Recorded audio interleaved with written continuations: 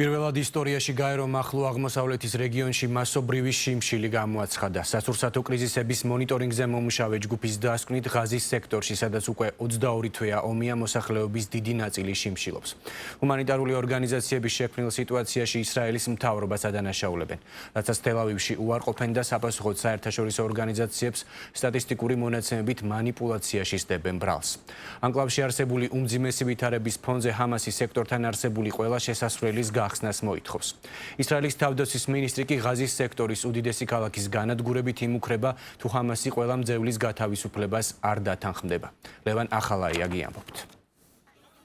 გაეროში პირველად ოფიციალურად აღიარეს, რომ ღაზის სექტორის უდიდეს ქალაქში მოსახლეობა შიმშილობს. სასურსათო უსაფრთხოების მონიტორინგზე პასუხისმგებელი ჯგუფის მიერ გამოქვეყნებული ანგარიშის მიხედვით, ცეცხლის შეწყვეტისა და ჰუმანიტარული დახმარების მიწოდებისას არსებული შეზღუდვების მოხსნის გარეშე უახლოეს ხანში შიმშილის ზღვარზე ანკლავის სამხრეთ ნაწილში მდებარე დასახლებების მცხოვრებლებიც აღმოჩნდებიან. ეს გახლავთ პირველი შემთხვევა, როდესაც გაერომ ახლო აღმოსავლეთის რეგიონში მასობრივი შიმშილი ოფიციალურად დაადასტურა. ეს არის 2025 წლის შიმშილი, 21 საუკუნის შიმშილი, რომელსაც თვალს ვადევნებთ უპილოტოებით და ყველაზე მოწინავე სამხედრო ტექნოლოგიებით ისტორიაში. ეს არის შიმშილი, რომლის პროპაგანდასაც ისრაელის ზოგიერთი ლიდერები ღიად ეწევიან, როგორც ომის იარაღისა. ეს არის შიმშილი, რომელსაც ყველა ვხედავთ, ამაში დამნაშავე ყველა ვართ. შიმშილი ღაზაში არის მთელი მსოფლიოს შიმშილი. ეს არის შიმშილი, რომელიც სვამს კითხვას, მაგრამ თქვენ რა გააკეთეთ? შიმშილი, რომელიც ჩვენ ყველას გვაწუხებს. ეს არის შიმშილი, რომლის თავიდანაც შესაძლებელი იყო. შიმშილი, რომელიც გამოიწვია სისასტიკემ. შურისძიებით გამართლებული შიმშილი, რომელიც გაჩნდა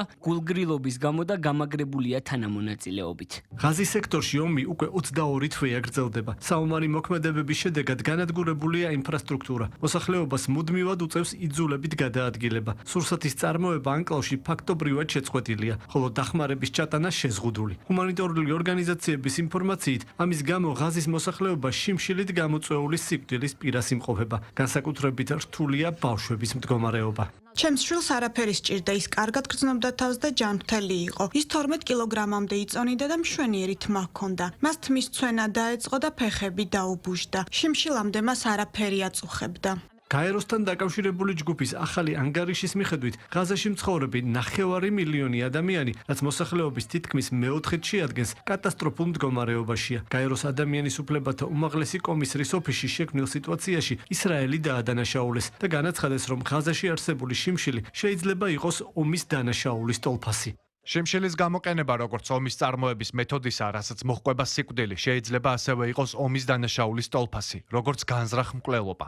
ისრაელის ხელისუფლებამ დაუყოვნებლივ უნდა გადადგას ნაბიჯები შიმშილის შესაჩერებლად და ღაზის სექტორში შემდგომი მსხვერპლის თავიდან ასაცილებლად. ისრაელის პრემიერ-მინისტრი და მისი მთავრობა ღაზის სექტორში მასობრივ შიმშილს უარყოფს და აცხადებს, რომ ამ სიცრუის გავრცელებას მხარს ჰამასი უჭერს. მათივე თქმით, გაეროსთან დაკავშირებული ჯგუფის მიერ გამოქვეყნებული დასკვნა არასრულფასოვან მონაცემებზე დაყრდნობით არის გაკეთებული და შეცვლილია მეთოდოლოგიაც, რის მიხედვითაც ხდება შიმშილის დადასტურება. IPS-მა ახლახან გამოაქვეყნა გაყალბებული დაკვეთილი ანგარიში, რომელიც მორგებულია ჰამასის ცრუ კამპანიას. დაუჯერებელია, რომ ორგანიზაციამ დაამახინჯა საკუთარი წესები და თავისივე კრიტერიუმები უარყო მხოლოდ იმიტომ, რომ წაეყენებინა ყალბი ბრალდებები ისრაელისათვის. მათ შეცვალეს საკუთარი გლობალური სტანდარტები და შეკვეცეს 30%-იანი ზღვარი 15%-მდე, მხოლოდ ამ ანგარიშისთვის და ასევე სრულად უარყვეს მეორე კრიტერიუმი. სიკვდილიანობის მაჩვენებელი მხოლოდ იმისთვის, რომ მოემსახურონ ჰამასის ცრუ კამპანიას.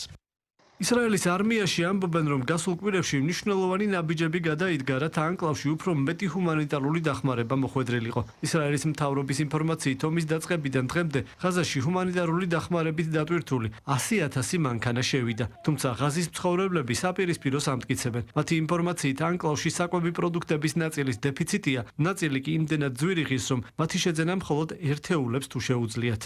დღეს 1 კილოგრამი ფქვილი 150 შეკელი, ანუ $60-80 ღირს.